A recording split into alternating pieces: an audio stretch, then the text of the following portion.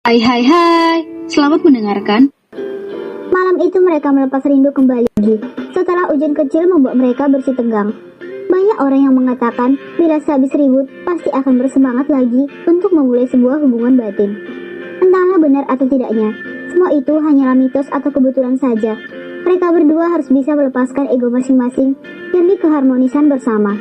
Sebab ujian sampai kapanpun akan terus datang selama kita masih bernyawa.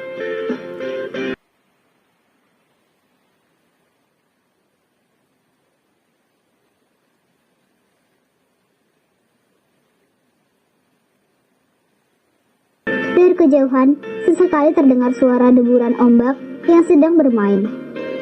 2 jam telah berlalu, terdengar dengkuran halus dari napas Lupita. Harlan menatap teduh wajah istrinya. Sayang, kau sudah membuatku bahagia di atas ranjang, selalu memenuhi keinginanku. Harlan tersenyum puas dan beranjak dari ranjang, mengambil bungkus rokok dari saku celananya dan berjalan ke arah balkon. Menyalakan pemanti api di bibirnya yang sudah bersulut ujung rokok. Menghisap dalam rokok di sela-sela jarinya. Kepulan asap menggitari wajahnya.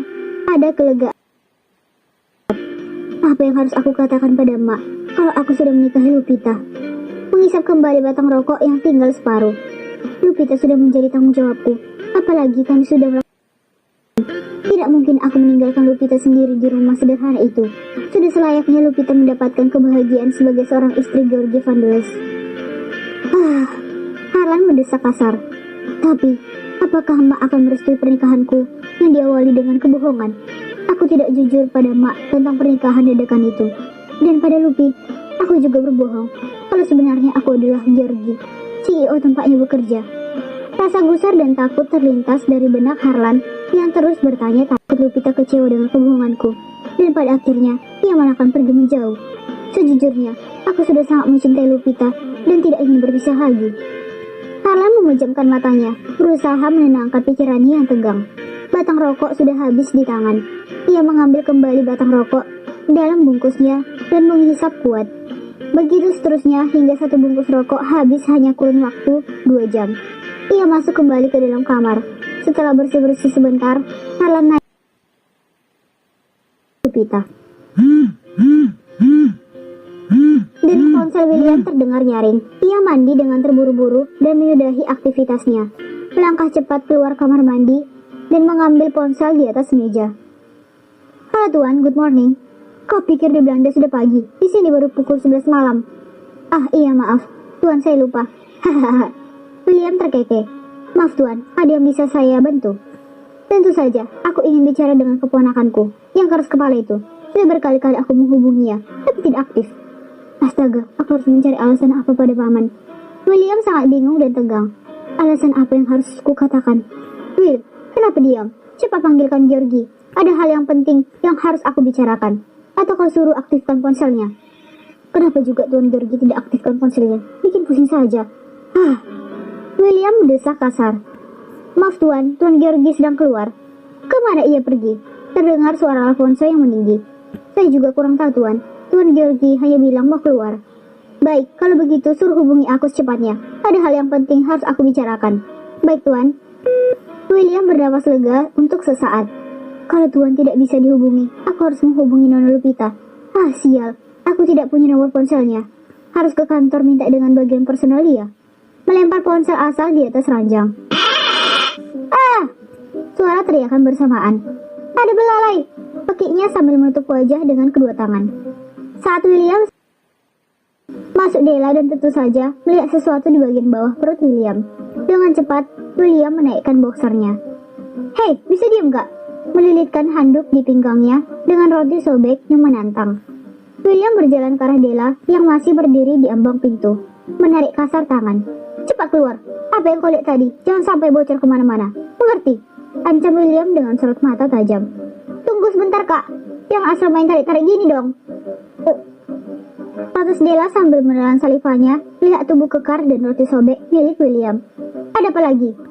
Makanya kalau mau masuk kamar orang ketuk pintu dulu. Jadikan pagi-pagi nggak lihat yang aneh-aneh. Titus William kesal. Sudah kok, kakak saja yang tidak dengar aku mengetuk pintu. Pintar sekali mengelak.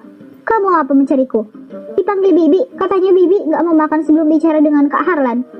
Ya ampun, kenapa pagi-pagi aku dibuat stres oleh Paman Alfonso dan Ibu Asuh? Gumamnya pelan. Apa yang sedang kamu lihatin, Del? Sudah sana, pergi dari kamarku. Nanti aku temui Ibu Asuh. Sambil mengerucutkan bibirnya, Della keluar dari kamar.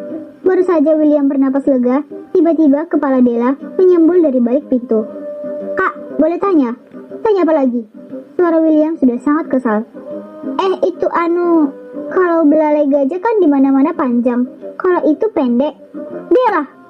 Suara William sudah melengking melebihi 10 oktav. Della mencari aman dengan cepat, menutup pintu sebelum kena damprat panjang lebar dari William. Sial, pagi-pagi aku sudah dibuat emosi. Dia bilang belalaiku pendek. Coba aja kalau sudah keras. Kau tidak akan tahan.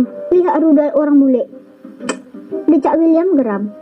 Della berlari menuruni anak tangga.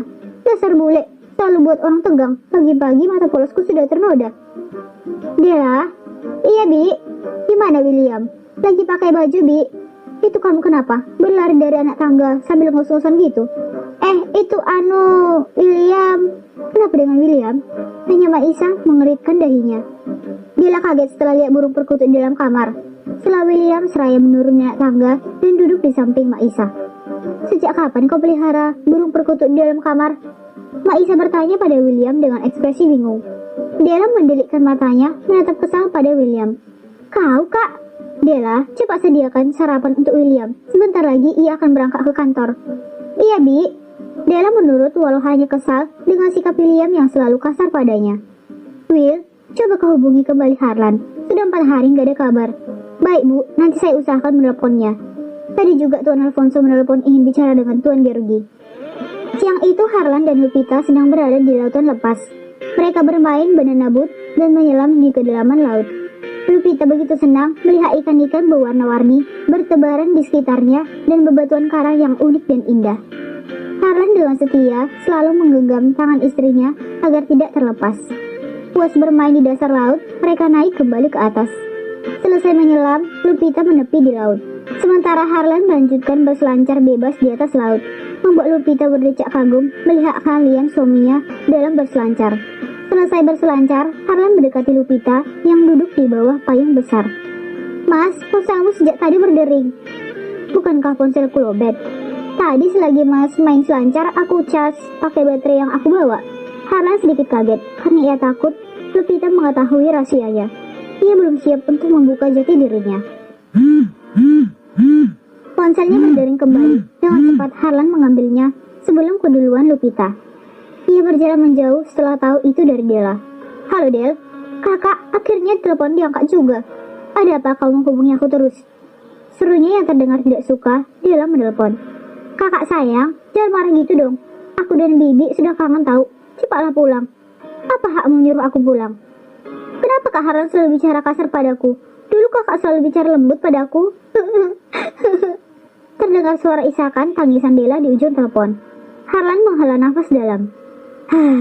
Kamu apa hubungi aku, Del? Bilang pada Mak, 3 hari lagi aku pulang. Kini suara Harlan sudah melembut. Siapa Della, Mas? Harlan tersentak kaget dan membalikkan tubuhnya. Ia terkejut melihat Lupita sudah berdiri di belakangnya.